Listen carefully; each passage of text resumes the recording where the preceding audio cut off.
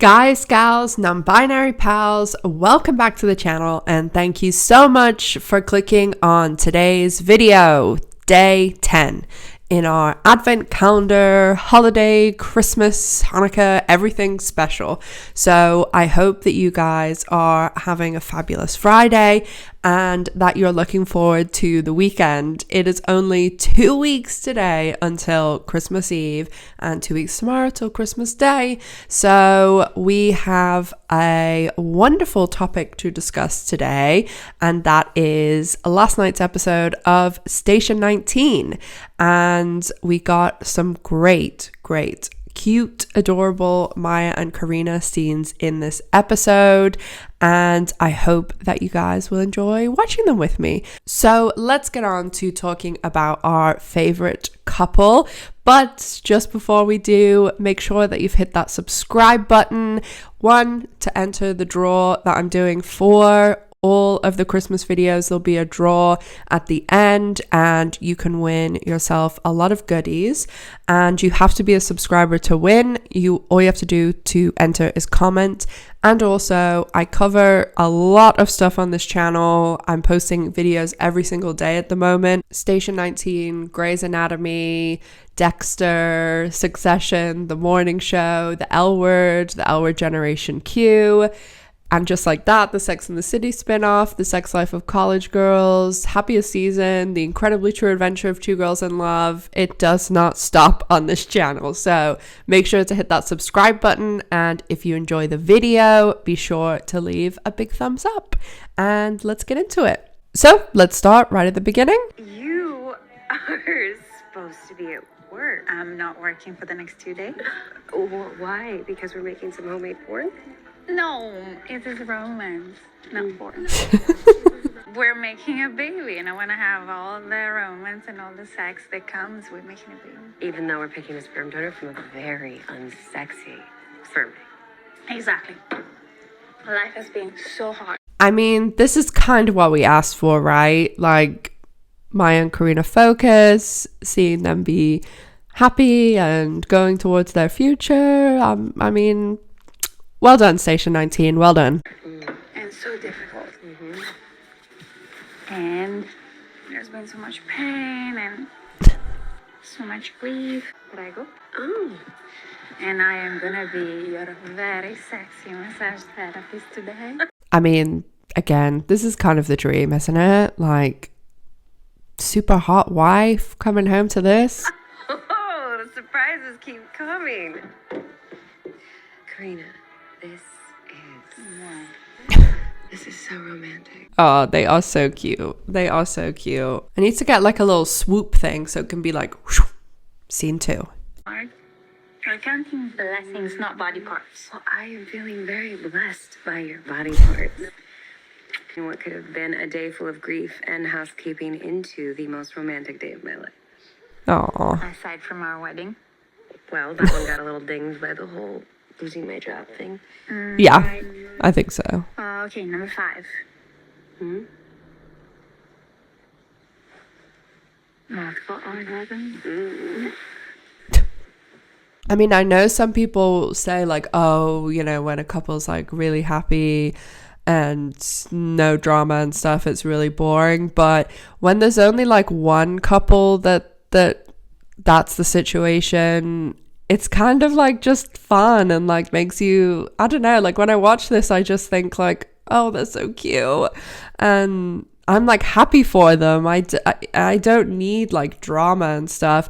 And that's why I think a show like The L Word, if you have one couple that's like the pinnacle of like happy and healthy and you know, everybody has like bumps in the road and things, like they still have the thing going on with Maya's job and all that stuff, and like Karina still like recently has lost her brother. Like those are still things in their lives, but at the core their relationship is like happy and healthy, and it's just, I don't know, it's just like a feel good thing. Like that's what these shows are all about. Like I don't watch this show for like on the edge of my seat drama. Like I don't need that from this show. I mean, the fact that it's a show about firefighters that's come from a show about a hospital and doctors and things, like you can create that drama and that like, you know, tension and sort of adrenaline from the scenes and from the work side of these shows. You don't need them to be in this constant like will they, won't they. It's not Friends, who the romantic relationships are the sole focus of the show. Like the sole focus of the show is their jobs and careers, and the relationship stuff, like obviously it adds to it, but that should be like the good and the highlight. And all to say, like I think that this is a perfect example of that. Like we still know there's all these things that are going on, and like Karina obviously works in the hospital, and like on the Grey side, like she can have crazy things going on at work, but she still has like her anchor, her home, and something that makes her happy and consistently happy, and the viewers can enjoy that while at the same time having the tension and drama and things on the professional side. That's just my thoughts anyway. I did not. You did. Well, getting fit, like I'm pleasantly surprised in this episode that, you know, this again, like I look at some of this stuff and I just think, okay, I'm a 34-year-old woman and I'm excited that this is on television. Like you never in a million years would have seen this on mainstream television on one of the most popular shows. Like two women who are married to each other in bed, like talking about, or like I know that it sounds silly, but it really, really is a huge thing. Like it's not so common, and certainly even 5 years ago it would have been a different space. 10 years ago, 20 years ago, it was unheard of. And when I was a teenager, like I would have killed to have seen this on one of the ER or Friends or things. And I know like ER later had Carrie and stuff, but it was treated very, very differently than this. Like these are main characters on a show that are married to each other, and they're lying in bed together and standing in the kitchen, and they're like, this just did not happen before Grey's and Station 19. Like there are spots of it everywhere, but it would usually be, oh, a gay character pops up for sweeps week, which any of the younger viewers who don't know what that is, basically in like November and May and February, there were these certain weeks. It's where they measured like all the ratings and stuff for a show to determine what advertising dollars went towards something, like the kind of amount that shows would be paid based on the ratings those weeks. So those weeks were sweeps weeks, and when there would be big storylines and, you know, someone would die, like all that stuff would happen during those weeks because they wanted viewership to be really high. And those were when maybe you'd get a gay character pop in, or if there was a gay character that was reoccurring or something, because it was no main ones basically. I mean, Buffy, but that was on WB and UPN, and you just didn't have main ones. And even if there was reoccurring, their gayness after they came out was very much like handled with kid gloves, and they didn't talk about it, and they certainly didn't show it. So I know this has gone off in a bit of a different direction than probably thought with this scene, but I just really, really, like, sometimes I watch things like this and I'm just so happy. Like, I'm so happy for us, and I'm so happy for younger kids or teenagers who are growing up watching this and seeing that these characters are being treated like everybody else. And to me, that is the ultimate acceptance. I don't need some song and dance about being gay.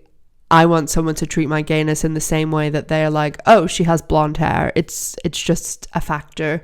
It doesn't have any effect on who you are or what you do. And it's just a descriptor, the same way that you would say I've got blue eyes. So I just really commend not only the show, the writers, the actresses, like absolutely 100%, because they're both fantastic, and they both also are, I mean, you can tell through social media, through the way they speak about the fans, how engaged they are. They are genuinely really proud of the work they are doing, and I feel as though they really appreciate the way the fandoms responded to them. I mean, most actors, like a lot of them really aren't interested in fans and stuff like that. Like they're interested in award shows and ratings and things, but actual fans, like I just really get the impression from them that they are really happy with how engaged people are and how much people love this couple. So I just really commend them, because they seem to be super involved with the fans, and like, you know, giving us stuff on Instagram and Twitter and things like that. So I just really think that they're both awesome, and I'm so happy that each of them is playing this role. Can you do that Maya way? My way? What way is that? The way we get when things are not in order, you get all stiff, like you're trying to control every muscle in your body. What? I make that face? Oh, I feel you on that, I Maya. mean, Things have to be the way they have to be. Oh my bishop. Oh my god. I'm gonna be the strict mom, aren't I? Yes. I never get to see how they turn out, or what kind of mothers my patients will be. I just welcome, little one. Bye-bye. Have a nice life. You want to be the one who carries. We can talk about that. I know you're an athlete and you might want to experience. Again, so rare that you would actually see also this this conversation is not like, I can't even think of other really shows where it's been actually discussed. Like a lot of the times you meet the, like even Bet and Tina, like was that ever discussed? No. Like in front of us? No. And it's just something, like it is a discussion that gay couples have to make, and just having it in here, quote unquote, normally, it's so rare, and it's great. Like there's no other way to say it. It's just great. No, it's you. And for the egg, we can do IVF. Nope. It should be yours.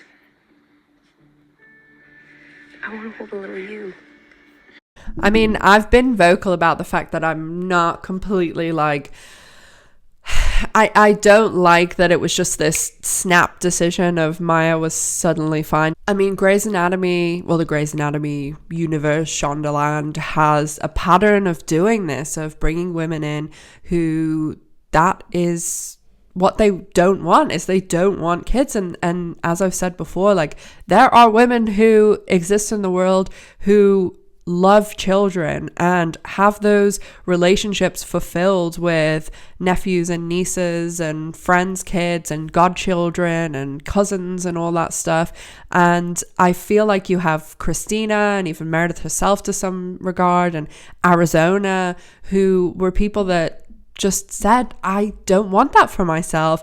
And then it was this swift, all of a sudden, you know, they were fixed. That speech that Arizona gives to Callie about, I'm not some broken person, like there's not some reason that I don't want kids, I just don't want them, it's not something that I want for my life. I related to that so much, and I just feel as though Maya, it's this trend again where like basically it's the same thing that happened with Callie in Arizona. So while I do wish that things had gone differently, now that they've made this clear, like this is the path they're going on, like obviously I'm happy for them, and I appreciate this scene for being included, as I said, because it's so rare to see something like this on TV, and I think it's great representation for those lesbian and gay couples and other types of queer couples that can see this on the screen and be represented through it. I want them to have these eyes and this nose and this freckle. I want to have another version of you that I can count my blessings on. Oh, Karina looks so happy. That's like her dream right there, so. And I have some ideas of some places to put these chocolates. I told you, we're making it. No, but no. A little bit. All right, here So that was this episode of Station 19, Season 5, Episode 7, A House Is Not a Home, and definitely not complaining about any of the Maya and Karina scenes this week. A plus Station 19. So I'll be back next week with episode 8, and then we are on a really, really, really long hiatus. So make sure that you come back next week to get your Station 19 filled before we go on a big break for the holidays. I know the show normally comes back in January because we don't normally get these episodes in December, but the show is not on at all over January. So we will have to pick up some other shows to fill the gap. So I hope you guys enjoyed it. If you did, leave a big like. If you want to follow me on social media where I post lots of other content, or follow me on Patreon, or check out my merch store where I have some Be Nice merch, then everything is listed in the description box down below. And don't forget that I am posting a video every single day in December, so I'll be back tomorrow. And of course, I'm going live on Monday, so I hope to see you there. And as always, make sure to stay safe, take care of yourselves, and I'll see you all tomorrow. Bye, guys.